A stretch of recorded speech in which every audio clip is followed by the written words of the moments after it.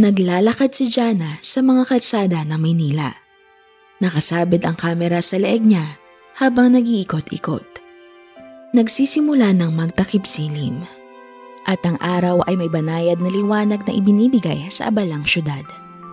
Maghapon siyang naghanap ng content para sa vlog niya. Pero hindi lang basta content ang gusto niyang magawa.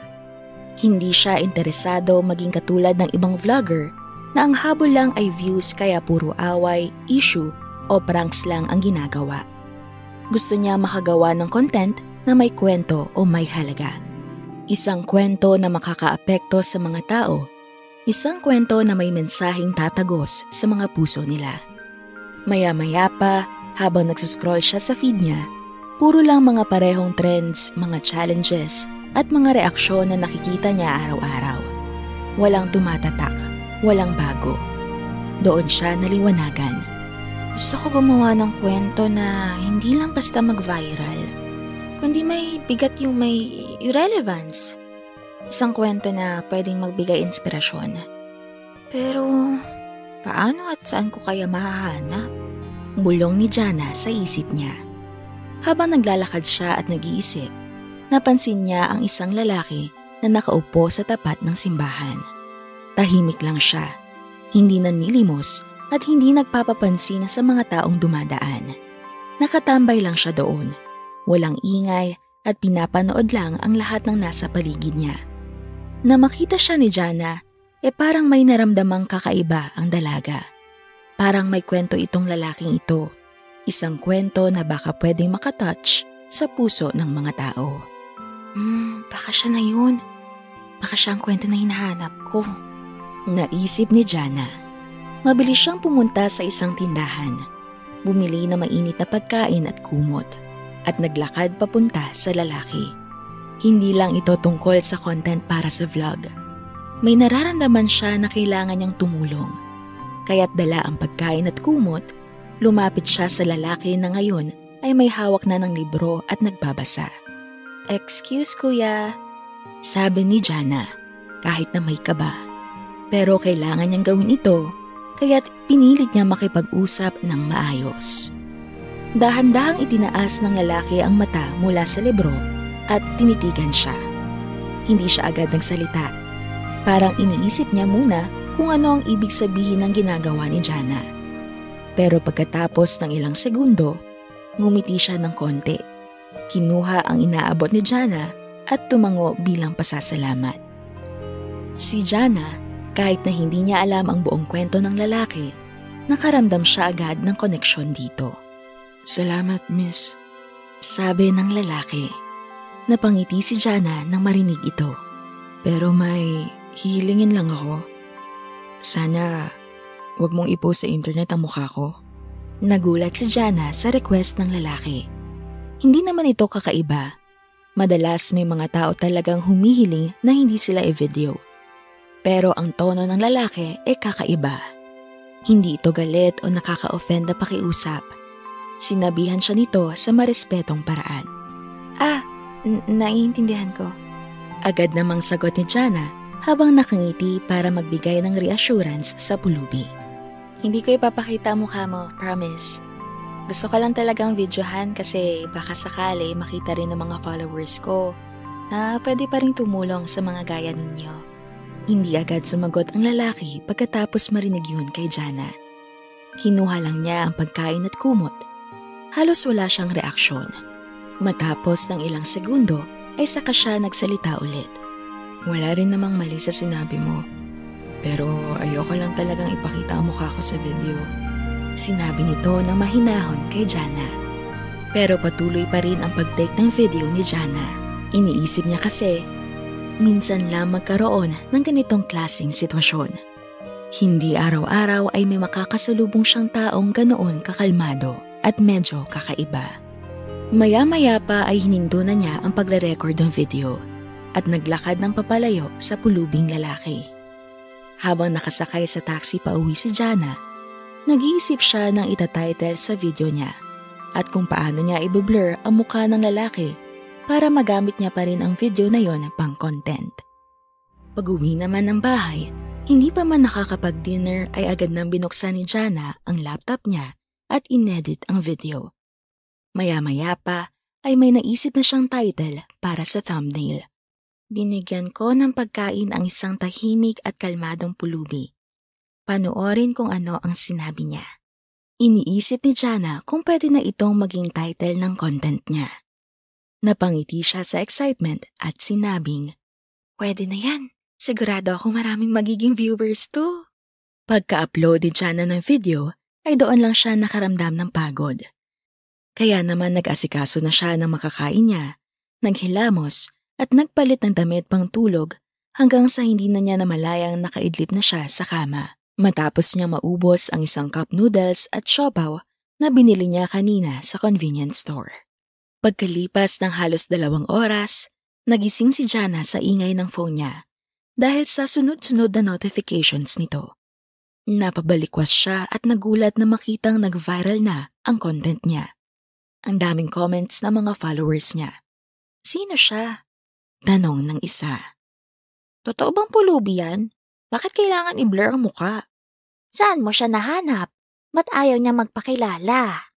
Yan ang mga ilan sa tanong sa comment section. Hindi na inisa-isang basahin lahat ni Jana dahil mas nangibabaw na sa kanya ang excitement at saya dahil may bagong video na naman siyang nag-viral. Effective talaga ang ginawa kong title. Na-trigger agad ang curiosity nila. Natatawang sabi ni Jana sa sarili habang nakangiti siya. Bawat minuto tumataas ang views at dumadami ang shares at likes. Pero hindi lang numbers ang tinitingnan ngayon ng mga tao. Dahil halos lahat ng nagre-react ay gustong malaman ang totoong kwento ng content niya. Gusto nilang malaman kung sino ang pulubi sa video niya. Napahiga si Jana sa kama niya. Hawak ang phone at nakatitig sa screen at nakatingin sa itsura ng lalaking pulubi.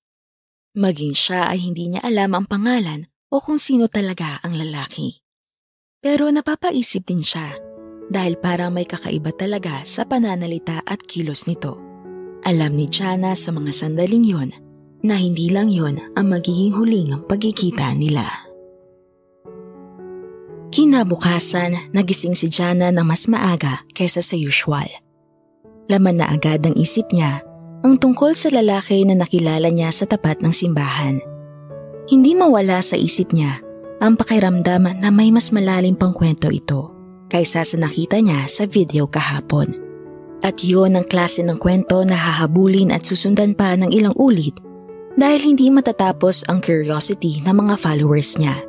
Nang araw din yun, napagdesisyon na ni Jana na bumalik sa lugar kung saan nakatagpo niya ang pulubi kahapon. Pero ngayon, hindi niya dadalhin ang kamera.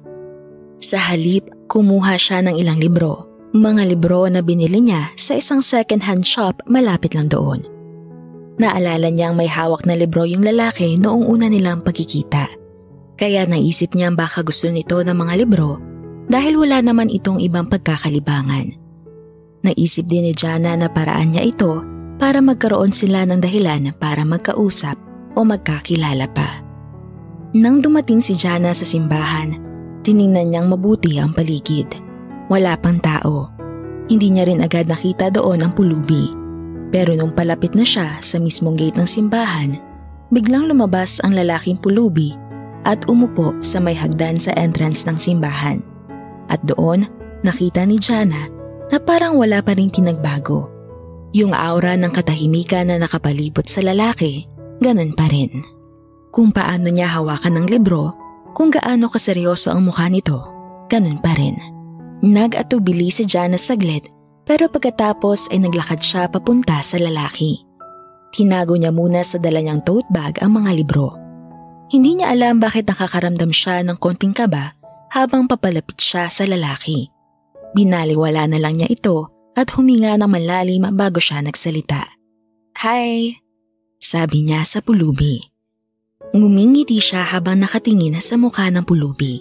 Casual lang ang kilos niya pero halatang nahihiya siya. Tiningnan lang si Jana ng lalaki. Walang reaksyon ang mukha nito. Medyo abala ang pulubi sa pagkukutingting ng mga papel na pinulot nito sa basurahan. "Ako yung babae kahapon. Yung nagbigay sa'yo ng pagkain tsaka kumot. Kumusta ka? Hindi pa rin siya gaano pinapansin ng lalaki. Nagdala nga pala ako ng mga libro.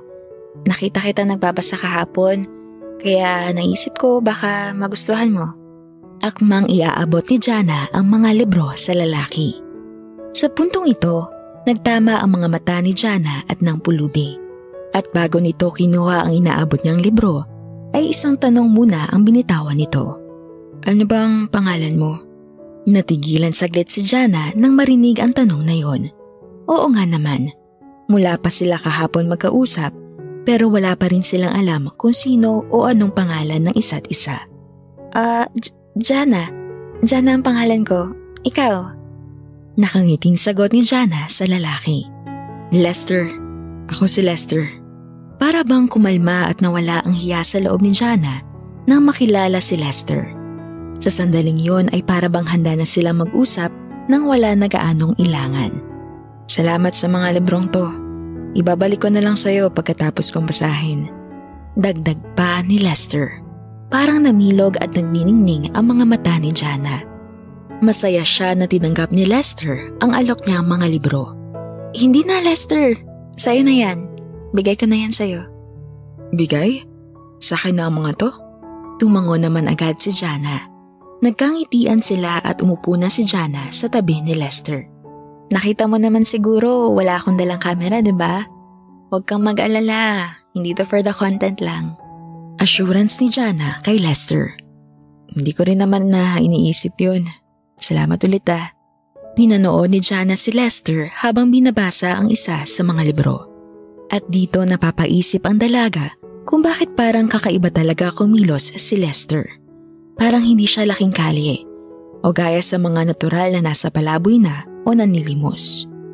Ang hinhin ni Lester magpakli ng pahina ng libro.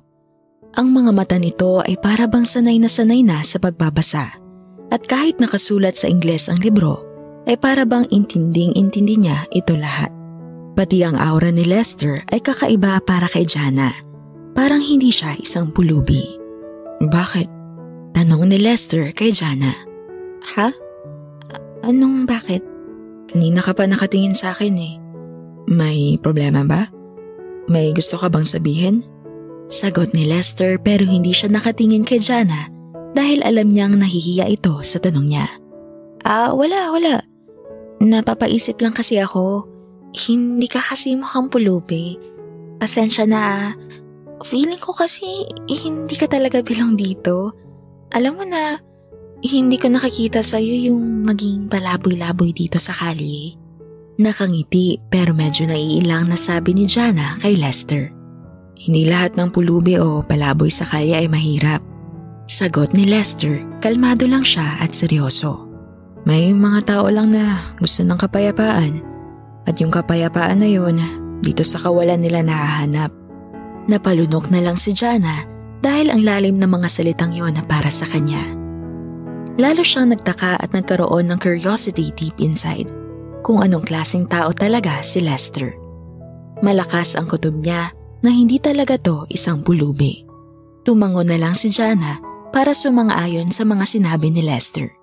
Pero hindi talaga niya inasahan ang ganitong pananaw mula sa isang taong natutulog lang sa kalye.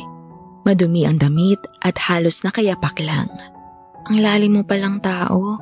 Ang lalim ng hugot na yun eh. Sabi ni Jana kay Lester. Natawa lang si Lester sa sinabi niyang yun. Pinagpatuloy nila ang kwentuhan nilang dalawa tungkol sa buhay ng bawat isa. Nang dumami ang mga tao na pumapasok at lumalabas ng simbahan, hindi na nila napansin na pinagtitinginan na pala sila. Wala silang pakialam sa paligid. Ang mga pinagkukwentuhan lang nila tungkol sa mundo at mga bagay-bagay lang ang mahalaga. Tumingin si Jana sa kanya. Nagtataka kung paano siya nananatiling ganun kakalmado at grounded. Naalala niya ang mabilis na takbo ng buhay niya. Kung paano lagi may pakiramdam na kailangan niya magpatuloy, mag-vlog, maghanap ng content. Pero si Lester, siya ay nananatili. Pinili niya maghintay at magpahinga dahil ang kapayapaan ay mas mahalaga kaysa sa lahat ng ibang bagay. Sa haba ng pag-uusap nila, hindi na namalaya ni Jana na paggabi na pala. Kaya naman bago siya nagpaalam para umalis, inabot niya ang mga tinapay at tubig na binili niya kanina para kay Lester. Nagpasalamat naman ulit ang binata sa kabutihang ibinakita sa kanya ni Jana. Bago sila magpaalam sa isa't isa, sandaling tumingin si Jana kay Lester at nagtanong ito. "Lester?" Seryoso at may pusong pagtawag ni Jana. Napahinto si Lester at lumingon sa dalaga. "Sino ka pa talaga?" Seryosong tanong ni Jana na may nangungusap na mga mata. Pero imbes na sagutin siya ng binata, ay nginitian lang siya nito. "Salamat ulit sa libro, sa mga kwento, sa oras at dito sa mga pagkain. Kung magkikita pa tayo ulit, matutuwa ako." Sabay lakad ni Lester papalayo kay Jana. Si Jana, gustuhin mang kulitin si Lester tungkol sa tanong niya kung sino ba talaga ito, hindi na niya nagawa. Maging siya ay nawiwirdohan sa mga nangyayari, na para siyang nahihypnotize tuwing nagtatama ang mga mata nila ng binatang iyon. At hindi niya maintindihan kung bakit kahit estranghero si Lester at misteryoso, para bang nagtitiwala lang ang puso niya sa mga sinabi nito. Habang pinapanood ni Jana si Lester na naglalakad papalayo sa kanya, iniisip niyang hindi pa rin yon ang huli nilang pagkikita. Dahil sa sandaling yon, mas tumindi pa ang kagustuhan ng dalaga na mas makilala pa ang binatang pulubi. Kinabukasan, naglakad ulit si Jana sa kalsada papuntang simbahan kung saan laging nakatambay si Lester. Dala niya ang kamera sa bag niya pero wala siyang balak na gumawa ng content sa araw na to. Hindi abala ang utak niya sa pag-iisip kung anong video ang next niyang gagawin para mag-viral ulit. Excited lang siya at gusto niya lang ulit makita si Lester. Bawat araw na lumilipas ay napapansin ni Jana sa sarili niya na lagi na niyang naiisip ang binata at para bang ang laki na naging epekto nito sa buhay niya. Lahat ng mga napag-usapan nila at natutunan ni Jana kay Lester ay hindi na nawala sa utak niya. Hindi kasi ito katulad ng ibang tao na nakilala niya. May something sa binata na hindi maipaliwanag ni Jana. Isang bagay na bihirang makita sa mundo, lalo na sa henerasyon ngayon kung saan lahat ay abala na sa mga kanya-kanyang phone at pagtutok sa social media. Habang papalapit sa simbahan si Jana, bumilis ang tibok ng puso niya. Hindi niya alam kung bakit. Pagliko niya sa kanto, nakita na niya si Lester, nakaupo sa parehong steps ng hagdan sa entrance ng simbahan. Binabasa nito ang librong binigay niya kahapon. Napabuntong hininga si Jana at napabulong sa sarili. Ang cool niya talaga tingnan pa nagbabasa ng libro. Parang ang talino niya. Nakangiti si Jana habang papalapit sa binata. Maya-maya pa ay magkaharap na sila. Wala munang nasabi si Jana. Umupo lang siya sa tabi ni Lester. Bahagyang lumingon ang binata sa kanya, parang inasahan na talaga nitong darating siya. Nginitian ni Lester si Jana. "Hi Lester, kumusta ka? Nagdala ako ng pansit, tinapay, tsaka mainom." Sabi ni Jana habang inaabot ang mga pagkain sa binata. "Salamat. Ang dami mo ng gastos kakabigay sa akin ng mga pagkain." Malumanay at nakangiting sagot ni Lester. "Wag mo nang isipin yun. Ang mahalaga, makakain ka. Ay, tsaka ito nga pala. Binilhan din kita ng fishball. May nadaanan kasi ako kanina. Masarap yan. Paborito ko yan eh." Agad tinikman ni Lester ang dalang fishball ni Jana. Napangiti ito dahil gustong-gusto niya ang mga ganong tusok-tusok na pagkain sa kalye. Pareho pala tayo. Ito rin ang paborito kong street food eh. Fishball, tsaka kikiam, tsaka yung isaw na prinito. Masaya si Jana kasi nagustuhan ni Lester ang mga pagkain dinala niya. "Alam mo," sabi ni Jana na binasag ang katahimikan. "Ang funny kasi sobrang abala ko lang noon sa pagiging viral. Sa paggawa ng content na papanoorin ng lahat. Pero parang iba na ngayon. Parang nagbago na yung focus ko. Hindi naman sa hihinto na ako sa pagpa-vlog pero sa ngayon kasi parang nag-iba na talaga yung pananaw ko eh. Pagdating sa paggawa ng content. O siguro unti-unti na rin nagbabago yung pananaw ko sa buhay. Seryosong sabi ni Jana. Napatingin naman sa kanya si Lester na may kakaibang ekspresyon din ng mukha na tila ba nalaliman din siya sa mga sinabi ni Jana. Baka ngayon mo lang din kasi narinig ang sinasabi ng puso mo na gusto mo yung mga ganitong bagay na may purpose. Sagot ni Lester sa kanya. Ha? Paano ngayon ko lang narinig? Nagtatakang sabi ni Jana. Ibig kong sabihin, natuto ka na makinig. Hindi lang sa iba, kundi pati sa sarili mo. Hindi ka na lang nagpapadala sa kung ano ang trending at kung ano ang gusto ng karamihan. Natahimik ng ilang segundo si Jana na para bang ninanamnam ang realizations na yon. Tinamaan siya kasi talagang ganun siya dati.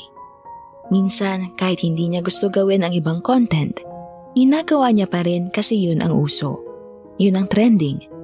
Yun ang papatok sa tao at dun siya kikita sa viral content na yun. Pero sa puntong to, dito niya nalaman na hindi pala talaga yun ang gusto niyang gawin. Natahimik ka. May naalala ka ba? Gusto mo bang ikwento? Malumanay na tanong ni Lester kay Jana. Lester? Sagot ni Jana. Malumanay at medyo mahina ang boses niya. Pwede ba kitang pagkwentuhan ng isang bagay? Isang personal na bagay? Walang pag-aalinlangan tumango si Lester. Sige, kahit gaano pa ka-personal yan o kahit na sekreto, ligtas yan sa akin. Huminga ng malalim si Jana. Handa na siyang sabihin ang mga nasa isip niya. Hindi ito madali para sa kanya. Pero may naramdaman siyang kakaibang kapanatagan na kaya niyang ikwento ito sa isang lalaking ilang araw niya palang nakikilala. Naramdaman niya kasi sa mga sandaling ito na sa presensya ni Lester, alam niya makikinig ito ng walang panghuhusga. Noong 14 ako, nagsimula siya. Ang boses niya ay nanginginig ng konti. Namatay yung tatay ko dahil sa isang aksidente. Siya lang nga meron ako kasi nung pinanganak ako, namatay din si mama. Kaya nung nawala si papa, parang gumuho na ang mundo ko. Mula nun, pinagpasapasahan ako ng mga kamag-anak namin kung saan ako makikitira, sino tutulong sa akin sa pag-aaral ko. Sobrang hirap at lungkot ng ganun. Pero kinaya ko. At salamat sa digital age na meron tayo ngayon, natuto ako mag-vlog at kumita ako doon. Natulungan ko ang sarili ko sa pag-aaral, mga gastusin, kaya nakayanan ko mag-solo living. Nung nakagraduate ako ng college, hindi rin ako nagtrabaho. Full time ko tong pagpa-vlog. Masaya naman ako sa mga ginagawa ko. Kumikita ako ng pera, hawak ko ang oras ko. Pero alam mo Lester, deep inside pag mag-isa lang ako sa kwarto ko, umiiyak ako, nalulungkot ako. Parang may kulang kasi. Parang emptiness pa rin sa puso ko na hindi ko maintindihan kung paano ko mapupunan, paano mawawala. Parang may pain na lagi ko lang tinatabunan. Nakatingin lang si Lester sa mukha ni Jana habang nakikinig sa mga sinasabi niyang yon. Kita sa mga mata ng binata kung gaano niya nararamdaman ang sinseridad ni Jana sa mga salitang yon. Naiintindihan kita. Hindi naman talaga porket halos nasa iyo ng lahat. Pera, kasikatan, material na bagay, masaya ka na. Wala ka ng problema o hindi ka na makakaramdam ng kalungkutan. Ilang segundo pa ay biglang pumatak ang mga luha ni Jana nang hindi niya namamalayan. Napasinghot siya at doon napalingon sa kanya si Lester. Bakit? Ba't ko umiiyak? May nasabi ba akong... Wala lang to. Sorry, ba't ba ako naiiyak? Siguro masaya lang ako kasi nakilala kita Lester. Nagkaroon ako ng kaibigan na totoo. I mean, hindi kaibigan dahil may pera ako na mauutang nila. Na vlogger ako at matutulungan ko silang sumikat din. Ganun. Salamat kasi nakilala kita. Kahit pa sa hindi inaasahang pagkakataon. Kung alam mo lang Lester, ang dami kong natutunan sa'yo. Yung pagiging simple, yung pagiging grateful sa maliliit na bagay. Natatawa si Jana habang tumutulo pa rin ang luha. Pinagpatuloy ng dalawa ang pagkukentuhan nila hanggang sa hindi na naman nila namalayan ang oras. Maya-maya, naisipan na ni Jana na magpaalam kay Lester dahil hapon na rin at magagabi na naman. Nang tumayo sila pareho sa kinauupuan, nalaglag mula sa bag na dala ni Lester ang isang mamahaling relo. Nalaglag yung relo mo. Ang ganda. Manghang-manghang reaksyon ni Jana. Pinulot naman ito agad ni Lester, pero hindi maalis ang mga mata ng dalaga sa ganda ng relo. Ngayon lang nakakita si Jana ng ganun kagandang relo sa tanang buhay niya. Napaka-unique ng itsura ng relo at kahit na sino ay hindi maiiwasang mapatingin dito. Hindi ito ordinaryo lang na nakikita o nabibili sa mga department stores sa mall o kahit pa sa mga mamahaling stores ng relo. Gawa sa white gold ang case ng relong ito.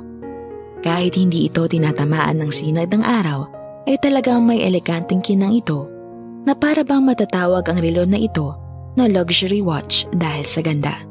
Sa tatay ko to, ito na lang ang tanging alaalang iniwan niya sa akin. Buhay pa naman siya, pero nalayo na talaga siya sa akin. Talaga? Ang ganda naman. Pwede bang picturean o videohan kahit saglit lang? Grabe kasi, ngayon lang talaga ako nakakita ng ganito kagandang… Bago pa man matapos ang pagsasalita ni Jana, agad nang sumagot si Lester habang natatawa ito.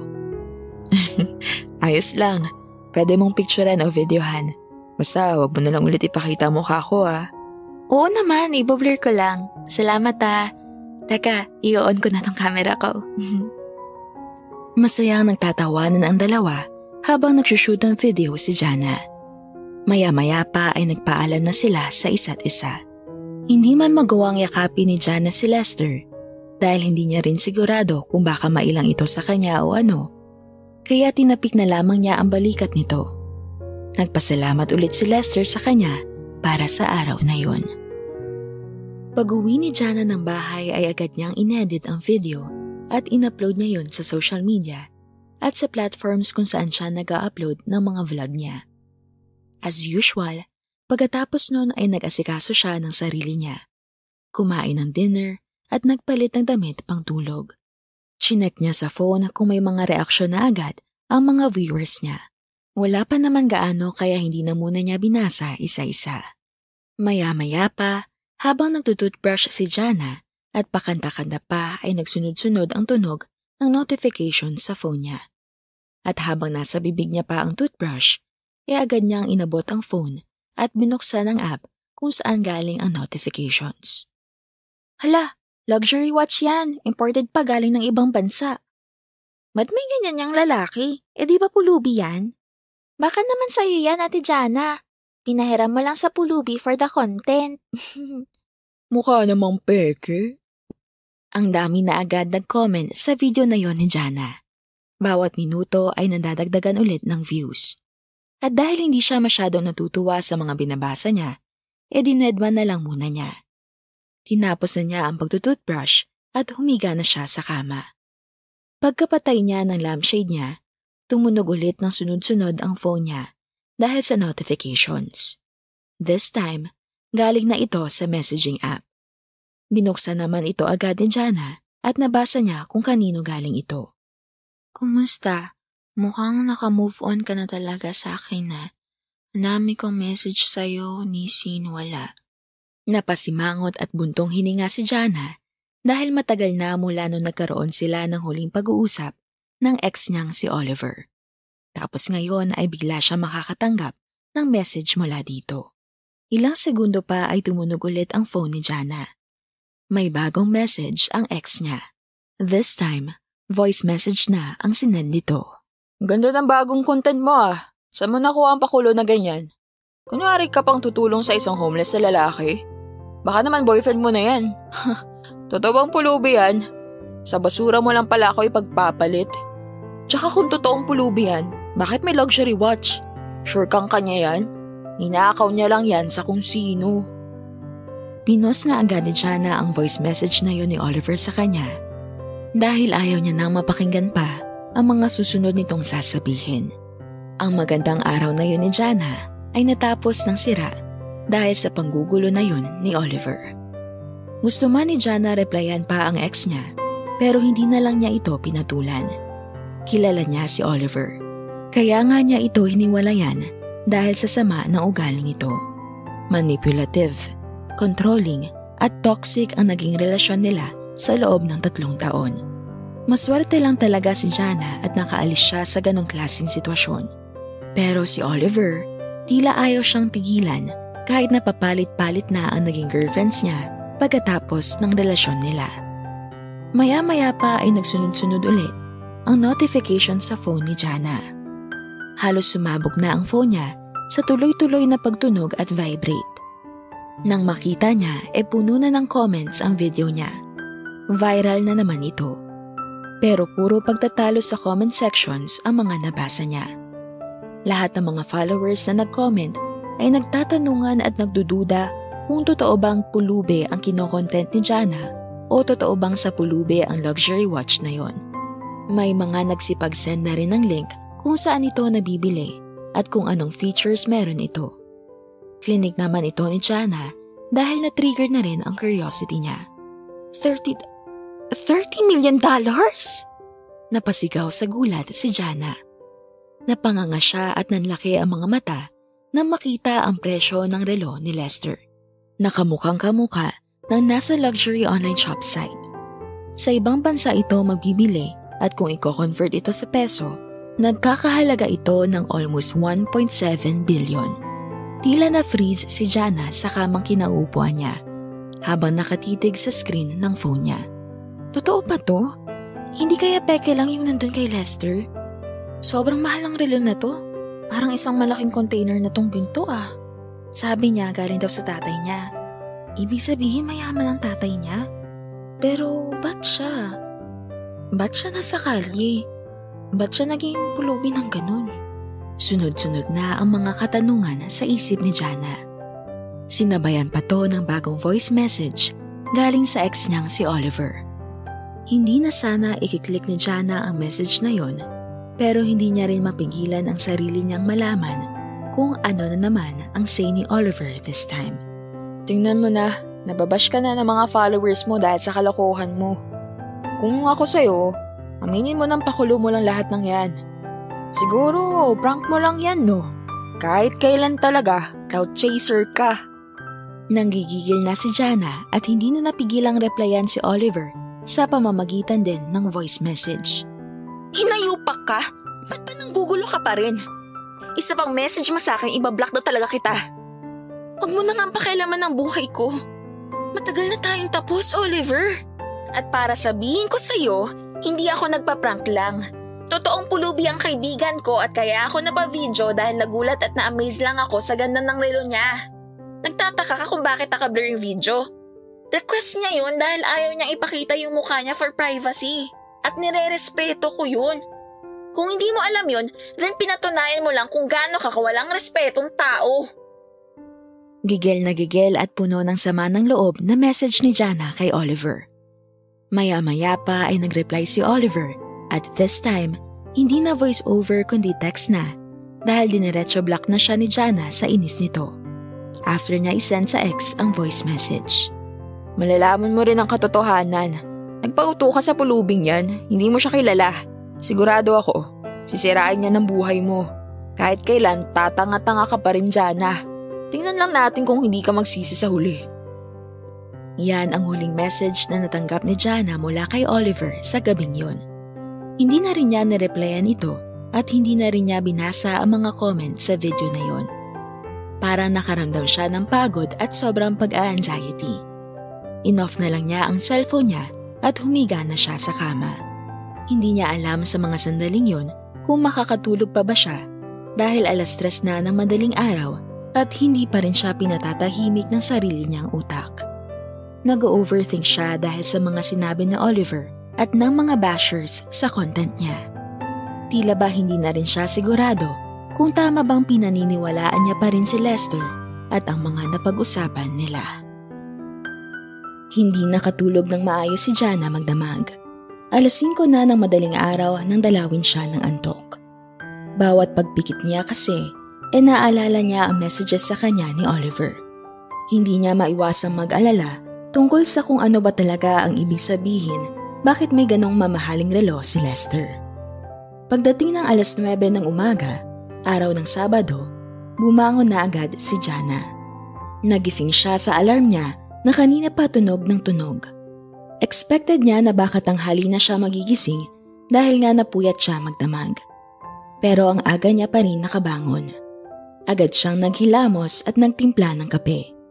At dahil magulo pa ang isip niya, naisipan niyang tawagan ang kaibigang si Michelle para humingi ng advice. Ikinuwento ni Jana kay Michelle ang ibang pangyayari bukod sa mga na-upload sa vlogging channel niya. Alam mo girl, walang ibang makakasagot ng mga katanungan mo kundi yung Lester lang na yun.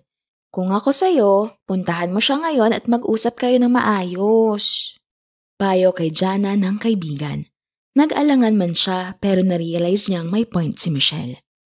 Kaya naman pagkatapos niyang mag-almusal, gumayak siya agad at naghanda pa alis.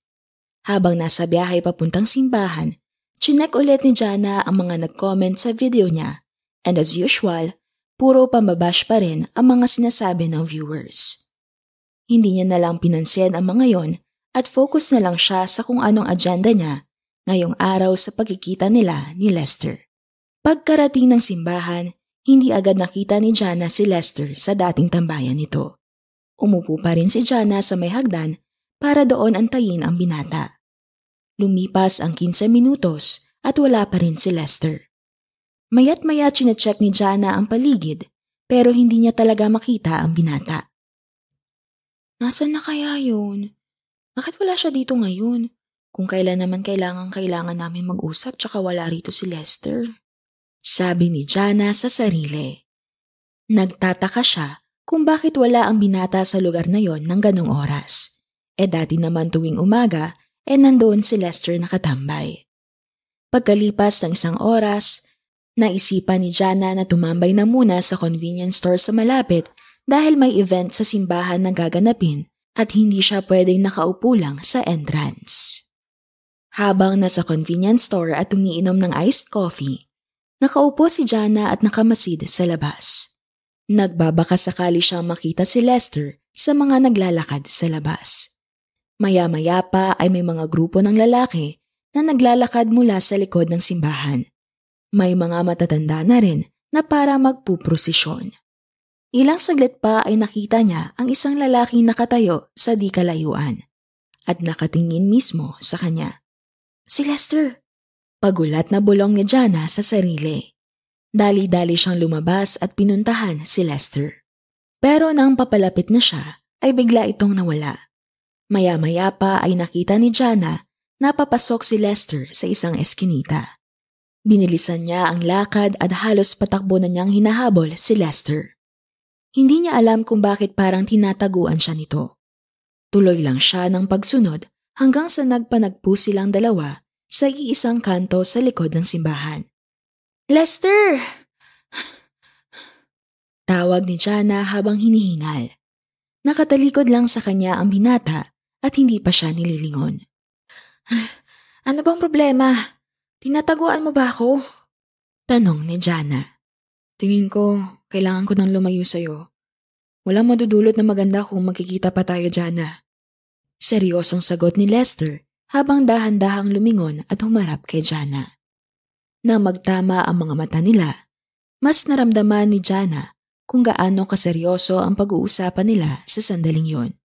Alam mo kung ano yung nangyayari, no? Alam mong binabash nila ang mga videos ko? Kung ano-ano ang iniisip nila sa'yo, sa akin.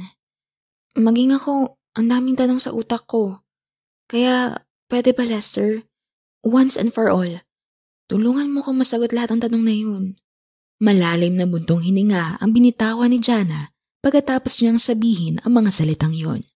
Habang si Lester naman, nakatitig lang sa isang sulok at hindi makatingin sa kanya ng diretsyo. Tila nag-iisip rin kung paano niya sasagutin si Jana. Lester, sino ka ba talaga? Diretsyong tanong ni Jana sa binata. Maya-maya pa ay lumapit ng konti si Lester kay Jana at tumitig ito sa mga mata niya.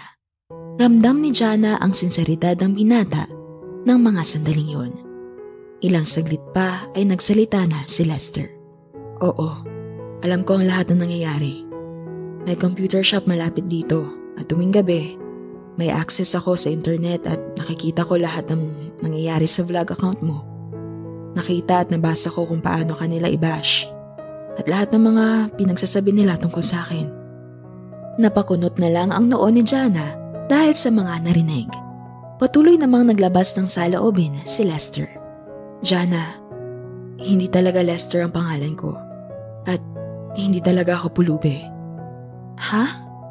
Gulat at litong-litong reaksyon ng dalaga na lalong nagpabigat ng paghinga niya. Ako si Kelvin Navarro. Ako ang nag-iisang tagapagmana ng Navarro Holdings. Tinago ko ang pagkakakilalan ko at nagpanggap na pulubi dahil yun lang ang tanging paraan para mailigtas ang buhay ko. Halos hindi nakahinga na maayos si Jana nang marinig ang pag-amin na yon ni Lester o ni Kelvin sa kanya. Kelvin Navarro? Pagkumpirma ni Jana sa katauhan ng binatang nasa harapan niya. Parang binuhusan ng malamig na tubig si Jana nang marinig na si Lester ay isang Navarro. Kilala ng dalaga ang pamilya nito. Sila ang pinakamayamang negosyante at angkan sa buong Pilipinas.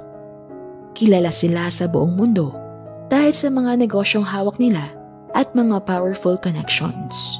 Ang mga brands na binuo nila ay makikita sa mga billboards, luxury malls, TV shows, and maging sa mga high society circles.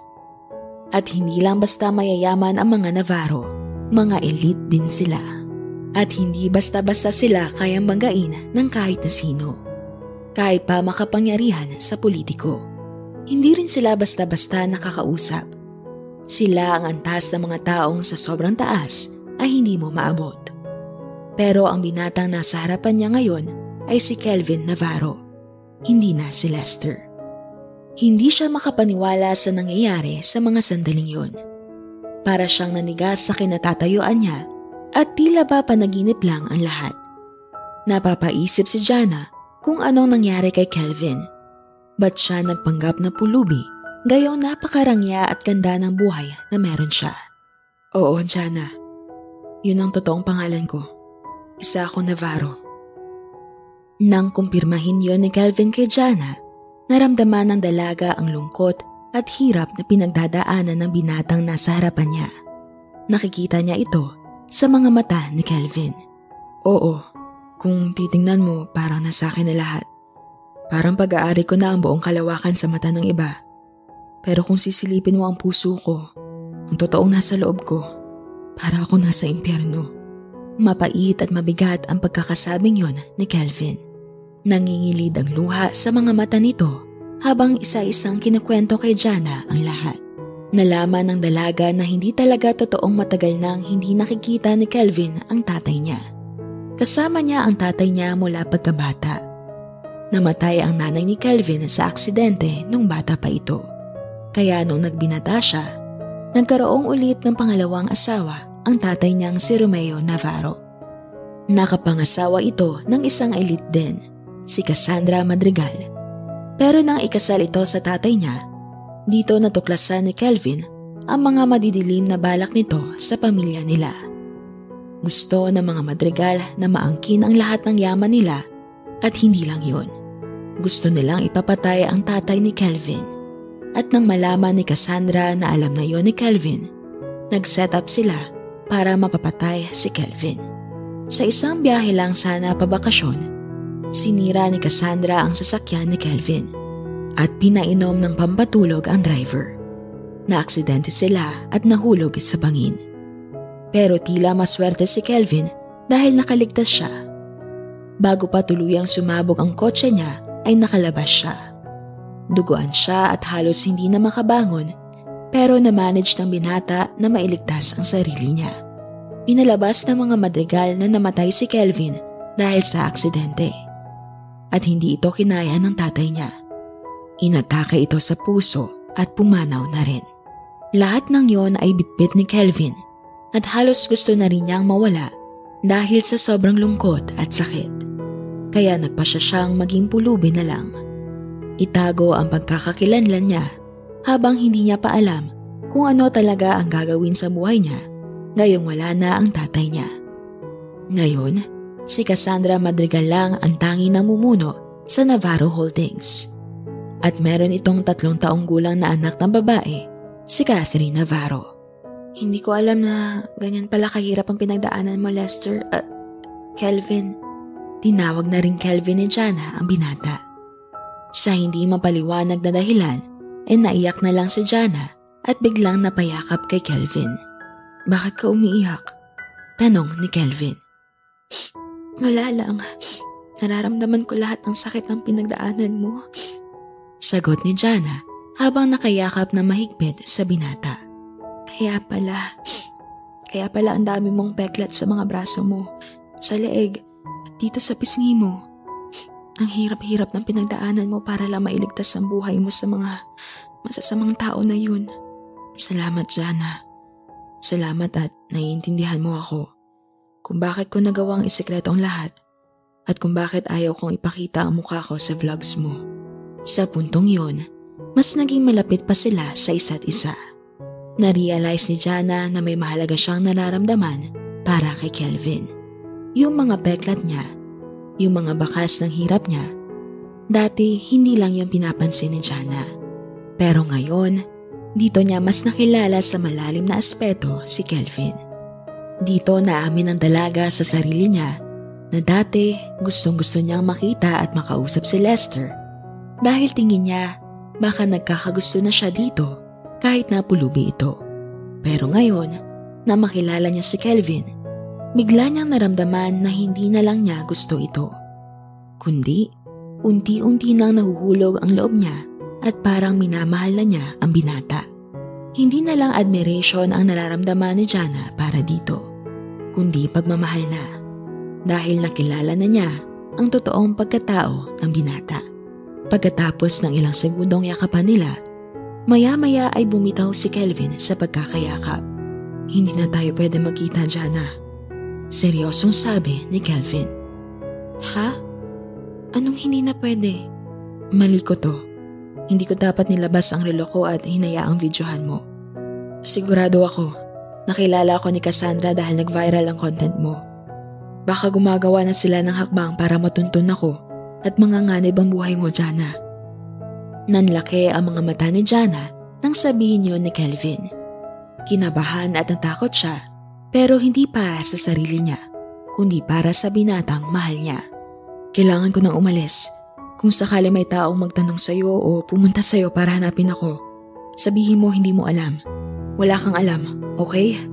Nagmamadaling sabi ni Kelvin habang nanginginig naman ang mga kamay ni Jana na nakahawak sa mga kamay niya. Pero paano ka, Kelvin? Saan ka pupunta? Paano kung may gawin silang masama sa'yo? Ako na ang bahala sa sarili ko. Kaya ko to. Kailangan ko nang umalis ngayon. Kilala ko si Cassandra at kung paano trumabaho ang mga alagad niya. Malamang ngayon, pinaghahanap na nila ako. Halata sa kilos at galaw ni Kelvin na nagmamadali na siyang makaalis. Niyakap niya ulit ng mahigpit si Jana. Kelvin, mag-iingat ka. At please huwag kang mamamatay. Kinaya mo dati makaligtas sa kamay nila. Gawin mo ulit ngayon. Hindi ako mamamatay, Jana. Kailangan ko talagang lumayo ngayon dahil ayoko mapahamak ka. Sabi ni Kelvin sa dalaga. Magkikita pa ba tayo ulit? Tanong ni Jana. Hintayin mo ako, Jana. Rektang nakatingin sa mga mata ng dalaga si Kelvin pagkasambit niya ng mga salitang ito. Mahal kita, Jana. Kaya hintayin mo ako. Mag-iingat ka. Tuluyan na naghiwalay ng landas si Jana at Kelvin. Sumakay na ng taxi si Jana pa uwi. At pagpasok niya ng kwarto niya, ay tila tulala pa siya at hindi makapag-isip ng maayos. Ni hindi niya alam kung ano ang gagawin at parang hinihiling na lang niyang sana panaginip na lang ang lahat. Sobra siyang nag-aalala sa kalagayan ni Kelvin. Ipinagdadasal niyang sana wag itong mapahamak. 1 linggo pa lang silang halos magkakilala ni Kelvin pero parang grabe na ang impact nito sa buhay niya. Maya-maya pa ay nakatanggap siya ng tawag kay Michelle. At dahil ayaw niya pa munang kumausap ng kahit na sino, Dahil may aftershock pa siya sa nalaman niya kay Kelvin, in-encall lang niya ang tawag ng kaibigan sa kanya. Pero pagka-encall niya, wala pang ilang segundo tumatawag na naman si Michelle. In-encall ulit ito ni Jana. Pero sa pangatlong tawag ulit ng kaibigan niya, doon niya naramdaman na baka emergency o urgent ito kaya sinagot na niya. "Hello, Jana!" Natatarantang sabi ni Michelle sa tawag. "Ano yun?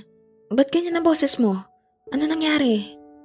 May pag-alalang tanong ni Jana sa kaibigan. "Hindi mo ba chinecheck yung accounts mo? Si Oliver nag-a-upload ng video. Nagkita ba kayo ng pulubing lalaki kanina? Sinundan ka ni Oliver. Na-videohan niya kayo at kinalat niya sa online platforms. Grabe, sobrang viral na. Sikat at anak mayaman pala yung si Kelvin Navarro. Pinaghahanap na siya nung Cassandra na stepmother niya at ng pamilya nila. Akala nila patay na raw si Kelvin pero buhay pa pala. Jana, baka manganib ang buhay mo. Pati ikaw hinahanap nila." Nanlamig ang buong katawan ni Jana nang marinig yon mula kay Michelle. Dali-dali siya ng impake. Kailangan niya nang umalis sa tinitirhan niyang yon at magtago na muna pansamantala. Hindi niya alam kung ano ang mga susunod na mangyayari pero kailangan niya munang magpakalayo-layo. Dine-activate na muna niya ang mga social media accounts niya, maging ang vlogging account niya. Iniwan niya ang phone niya sa apartment na yon at ang tanging phone na dala niya ay isang lumang analog phone na magagamit lang sa tawag at text. Bago sila naghiwalay ng landas si Kelvin, nag-usap sila na sa phone lang na yon sila magkakaroon ng communication. Wala nang iba. Samantalang si Michelle naman ay tinulungan ang kaibigan na makapagtago muna pansamantala sa probinsya nila sa malayo. Isinakay si Jana sa truck ng mga gulay papunta doon at doon siya sinundo sa port. Pagkatapos sumakay na bangka ng lola ni Michelle. Hilong-hilo si Jana sa biyahe at hanggang sa bangka na lang sila pwede magsama ng kaibigan niya. "Hanggang dito na lang kita ihahatid, Jana. Mag-iingat ka dun ha. Si lola na ang bahala sa'yo. Sa lugar na to, ligtas ka." Nag-aalalang bili ni Michelle sa matalik na kaibigan. "Maraming salamat, Michelle. Mag-iingat ka rin. Magpapalamig na muna ako dito." Nagpaalam na sa isa't isa ang dalawa. Pagdating sa bahay ni Lola Fe, ay pinakain siya nito ng mainit na sopas. Walang kuryente sina Lola Fe, pero pwede makicharge ng baterya ng phone si Jana sa kapitbahay. Dito ikinwento ni Jana ang mga pangyayari kay Lola Fe, at sa puntong yon ang matandang yon ang naging sandigan na muna niya pansamantala. Nagpahinga na muna si Jana ng gabing yon. Puno man ng agam-agam ang puso niya, ipinagkatiwala na lang niya lahat sa Diyos ang mga problema. Kinabukasan, tilaok ng manok ang gumising kay Jana. Pagkatapos mag-almusal, pumunta na siya sa kapitbahay ni Lola Fe para makicharge. Sinamahan siya ng matanda at dito nakinood sila ng TV. Nakita ni Jana ang mukha ni Kelvin sa balita na kasulukuyang naka-live sa screen. Nag-alala siya para kay Kelvin dahil hanggang ngayon ay pinaghahanap ito. Maya-maya pa ay nakita niya rin nag-flash ang mukha niya sa screen. Dali-dali naman niyang isinuot ang hood ng jacket na suot niya sa ulo niya para hindi siya makilala ng mga tao sa bahay na yon. Ilang saglit pa ay umuwi na sila ni Lola Fe sa bahay. Napabuntong hininga ang matanda at sinabing, "Napakadelikado ng sitwasyon na kinasangkutan mo, iha. Bata ka pa pero ang bigat na ng mga problema mo." Sabi ni Lola Fe sa kanya. "Huwag po kayo mag-alala, Lola Fe. Ilang araw lang po ako dito. Hindi rin po ako magtatagal kasi ayoko pong mapahamak kayo dahil sa akin." Pagbigay ng kasiguraduhan ni Jana sa matanda. Maya-maya pa ay nagring ang analog phone na hawak ni Jana. Tumatawag siya, si Kelvin. Pabulong na sabi ni Jana sa sarili na may halong pagkagulat. Nakausap ni Jana si Kelvin sa tawag at nagsabi ito ng lugar na pagkikitaan nila. Kinabukasan ay dali-dali nag-impake si Jana at nagpaalam kay Lola Fe. Nagpasalamat siya sa matanda sa ilang araw na pagpapatuloy sa kanya. Nagkausap na si Kelvin at Jana na makikita sila sa port mismo na sasakyan ng Roro papuntang ibang isla. Pagkarating ni Jana doon, pasampa pa lang siya ng hagdan ng Roro ay nakita na niya si Kelvin. Nakahinga siya ng maluwag dahil nakita niyang buhay ito. Nakangiti itong nakatingin sa kanya at para bang hindi na siya makapaghintay na marinig ang boses at mayakap ulit ang binata. Nang papalapit na si Jana kay Kelvin, bigla siyang may naaninag na nakaitim na lalaki nasa likod ni Kelvin, papalapit sa kanya. Nanlaki ang mga mata ni Jana nang makita niyang unti-unti nang naglabas ng baril ang nakaitim na lalaki. Nakatutok ito sa likuran ni Kelvin. "Kelvin!" Napasigaw si Jana ng malakas at dali-daling tumakbo papunta kay Kelvin. Niyakap ni Jana si Kelvin at dahil sa pwersa ng pagkakayakap niya dito, napaikot sila at si Jana ang nakasalo ng bala na para dapat sa binata. Nabaril si Jana sa likod. Nagkagulo ang mga tao sa Roro at nagsigawan. Mabilis na nawala ang lalaki na maril dahil may mga bantay sa Roro na humabol sa kanya. Habang si Jana naman ay naghihingalo at tila ba mauubusan ng hininga. Umiiyak si Kelvin sa pagkataranta dahil sa nakikita niyang dumadaloy na dugo. Jana! Jana! Lumaban ka, Jana! Dadalhin kita sa ospital! Sa isip ni Kelvin, kailangan may tumulong sa kanila. Hindi pwedeng mamatay si Jana. Hindi niya kakayaning may mangyaring masama sa dalaga nang dahil sa kanya. Niyakap ni Kelvin si Jana at hindi niya pa rin alam ang gagawin sa mga oras na yon. Maya-maya pa, para nagdilang ang health si Kelvin sa mga kanina niya pa binubulong na dasal na sana may magmilagro. Biglang may dumating na. Biglang malakas na hangin at ingay na papalapit sa kanila. Galing ito sa himpapawid. Napatingala si Kelvin habang yakap-yakap ang nakahandusay at naghihingalong si Jana. Nakita niya ang isang helicopter. Habang palakas ng palakas ang tunog ng hélice nito, habang papalapit sa kanya, pabilis rin ng pabilis ang tibok ng puso niya. Pamilyar sa kanya ang itsura ng helicopter na yun. Ang mga tao sa paligid niya ay nagulat din sa mga pangyayari. "Naku, kawawa naman sila. Sana may tumulong sa kanila." "Ayan na, sana rescue na nila yan," sabi ng mga tao sa likod ni Kelvin. Habang hindi niya alintana ang ingay, lakas ng hangin at mga alikabok na pumupuwing sa mga mata niyang tila napuno na ng luha dahil sa sobrang pag-aalala sa babaeng mahal niya. Jana! Umiiyak na sabi ni Kelvin habang nakikitang namumutla na ang balat at papikit na ang dalaga. Ramdam ng binata ang paghabol ni Jana ng hininga niya. Paglipas ng ilang segundo, bumaba ang ilang lalaking mga nakaitim mula sa helicopter. Ang mga lalaking ito ay alerto sa pagkilos at may mga dala ring mga armas. Pinalibutan nila si Kelvin at Jana at may isang lalaking lumapit sa binata. "Sir Kevin Navarro, ipinadala kami dito ni Doña Helena, ng lola niyo, para iligtas at sunduin kayo." Napangiti na lang si Kelvin at punong-puno ng pagpapasalamat ang ekspresyon ng mukha niya. Dito niya napagtantong hindi siya nag-iisa. Ang lola niyang si Doña Helena ay hindi pa rin siya nakalimutan. Pinauna ni Kelvin na alalayan ng mga tauhan si Jana para agad itong madala sa ospital. Dahil maraming dugo na rin ang tumatagas mula sa tama ng bala sa katawan nito. Maingat at dahan-dahan nilang isinakay si Jana sa helicopter kasama si Kelvin. Dumiretso na sila agad sa pinakapribado at malapit na ospital kung saan pagmamayari din ng mga Navarro. Agad tinawag ang mga espesyalista para maisalba ang buhay ni Jana. Nang magkita ang maglola sa ospital ay nagyakapan sila ng mahigpit. Di maipaliwanag ang kasiyahan at kapanatagan ni Doña Helena nang makita ang apo na buhay at hindi napahamak. Ipinangako naman ng matanda kay Kelvin na tutulungan niya ito at gagawin nila ang lahat para mailigtas si Jana. Nang mga sandaling yon, walang ibang pinagdadasal si Kelvin kundi ang magising na ang babaeng mahal niya. Kinabukasan ay nabalitaan din naman agad ng lahat na successful ang operasyon kay Jana. Inanunsyo ito ng head doctor at surgeon. At laking tuwa rin ni Kelvin. Agad niyang pinasok ang room kung saan andon si Jana. Gumising si Jana na may malamlaman na mga mata at kalat-kalat ang buhok. Ramdam niya ang kirot sa likod niya at nang hawakan niya ang katawan, naramdaman niyang may bandage siya. Napansin din niyang may mga monitor at drips sa paligid. Kahit mahina pa, ang unang tumawid sa isip ni Jana ay si Kelvin. Naramdaman niya ang bigat sa kanyang dibdib. Nasaan ako? Ano kaya nangyari kay Kelvin? Pag-aalala ni Jana. Maya-maya pa ay bumukas na ang pinto.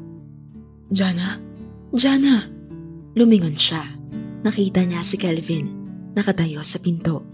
May hawak na isang maliit na bouquet ng bulaklak at balot ng mga prutas. Kelvin! Sigaw ni Jana habang nakangiti siya at hindi niya napigilan ang mga luha sa mga mata niya.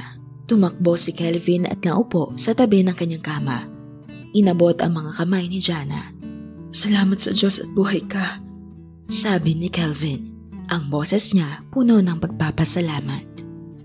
Wala na ako maalala sa mga nangyari. Ang alam ko lang, may mga putok ng baril tapos... Hindi na hinayaan ni Kelvin na ipatuloy pa ni Jana ang pag-alala sa nakakatakot na insidenteng yon, kaya agad na siyang sumabat. Shhh! Hindi na mahalaga yun, Jana. Ang importante ngayon, ligtas na tayo at wala nang makakapanakit pa sa atin. Pero paano? Curious na tanong ni Jana. Napatingin si Kelvin at ngumiti. Ang lola ko, si Doña Helena, pinadala niya ang mga tauhan para i-rescue tayo. Talaga? Masayang masaya at puno ng kapanatagan na sabi ni Jana. Si Cassandra, yung stepmom mo. Hirit na tanong ng dalaga. Huwag mo na siyang intindihin. Ang lola ko na ang gumawa ng paraan para mahuli siya ng mga pulis at pagbayaran niya lahat ng mga ginawa niyang kasalanan sa pamilya ko, sa buong angkan namin. Hinding-hindi na magtatagpo ang mga landas namin kahit kailan habang buhay na siya sa kulungan. Kaya huwag ka na matakot. Niyakap na mahigpit ni Kelvin si Jana matapos niyang sabihin yon. Habang nakayakap na mahigpit, naramdaman ni Jana na tumutulo ang mga luha ni Kelvin dahil sa sobrang saya. Nagpasalamat ang binata sa dalaga sa pagsagip nito ng buhay niya. Nagpasalamat din si Jana dahil nabago ni Kelvin ang dating mundo niya na parang walang misyon, walang halaga. Nagkatitigan sila at sa mga sandaling yon, napagtanto ni Jana na hindi lang siya natuto sa buhay. Natutunan niya magpatawad at tanggapin ang kahinaan ng bawat isa. Sa kabila ng lahat na nangyari, mas malakas na nilang haharapin ang mga pagsubok ng magkasama. Matapos ang ilang linggo ng pagpapagaling, unti-unting bumalik sa normal ang buhay ni Jana. Nakatulong ang mga eksperto sa ospital at nakabalik siya sa dati niyang pamumuhay at ang paggawa ng mga bagay na mahalaga sa kanya, ang pag-content ng mga vlogs. Pero ngayon, mas gumanda na ang pananaw ni Jana sa buhay. Mas naging genuine na ang social media presence niya. Ipinagpatuloy niya ang paggawa ng mga content at istorya na malalim ang kahulugan at tatatak talaga sa puso ng mga tao. Sinabayan naman yon ang paggawa ng isang mahalagang hakbang ng mga Navarro. At yon ay isang press conference kung saan ipinahayag nila ang tunay na kwento ni Kelvin. Kung paano siya nagpanggap bilang pulubi at bakit itinago ang kanyang tunay na pagkakakilanlan. Lahat ng mga tanong at akusasyon laban kay Jana ay nilinaw at pinaalalahanan ang lahat na hindi siya dapat i-bash o husgahan base lamang sa mga chismis at assumptions o anumang nakikita o ina-upload sa online. Ang presko na ito ay nagsilbing hakbang para patunayan sa buong mundo na si Jana ay hindi lang isang simpleng vlogger na cloud chaser o social climber. Si Jana ay isang babae may mabuting puso at marunong magmalasakit sa kapwa. Isang araw, habang busy si Jana sa pag-e-edit ng content niya, nag-message sa kanya bigla si Kelvin. Jana, magsuot ka ng maganda at komportableng damit. May pupuntahan tayo. May sorpresa ako sa'yo. On the way na ako papunta dyan sa apartment mo. Hintayin mo ako. Nabigla si Jana sa chat na yon ni Kelvin. Para bang may kakaibang kaba siyang naramdaman. Ha? Anong sorpresa? Hindi ko naman birthday ha. Reply naman ni Jana sa binata. Basta, mag-ready ka na. Malapit na ako dyan. Excited na sagot naman ni Kelvin sa dalaga. Dali-dali namang gumayak si Jana. Isinuot ang pinakamaganda niyang white floral dress. Nag-light makeup siya, nagpabango, at isinuot ang satin ribbon na panali niya ng buhok. Hindi man niya alam anong sorpresa ang naghihintay sa kanya, pero nagtiwala lang siya kay Kelvin. Dahil ramdam niyang may magandang mangyayari sa araw na yon. Sinundo na nga ni Kelvin si Jana. Dala ni Kelvin ang luxury car niya at siya mismo ang nagmaneho papunta sa lugar na inihanda niya para sa dalaga. Habang nasa biyahe ay piniringan na ni Kelvin ang mga mata ni Jana. Lalo patuloy na excite at kinabahan ang dalaga kung ano ang mangyayari o saan siya dadalhin. Kailangan pa talagang nakapiring ako? Tanong ng dalaga. Magtiwala ka lang. Nakangiting sabi ng binata. Pagkarating nila sa lugar, dahan-dahang ibinaba ni Kelvin si Jana mula sa sasakyan at inalalayang pumasok sa venue. Maya-maya pa ay tinanggal na ni Kelvin ang piring ni Jana. Nasa isang pribadong chapel sila. Isang napakagandang simbahan na puno ng mga ilaw ng kandila at bulaklak na nagbigay ng napakabangong amoy sa paligid. Puno ng white roses at iba pang mga bulaklak ang paligid. Rinig din ang huni ng mga ibon. Kakaiba ang ambience ng lugar. Tahimik, mahangin, at parang puno ng mga alaala ang paligid. Puno ng misteryo, ngunit ang bawat sulok ay parang may nakatagong kwento na puno ng mga emosyon. Parang isang lugar kung saan ang lahat ng nararamdaman nila ay totoo at walang takot. Kelvin, anong ginagawa natin dito? Tanong ni Jana na gulat pero kita sa mukha niya ang pagkamangha at saya.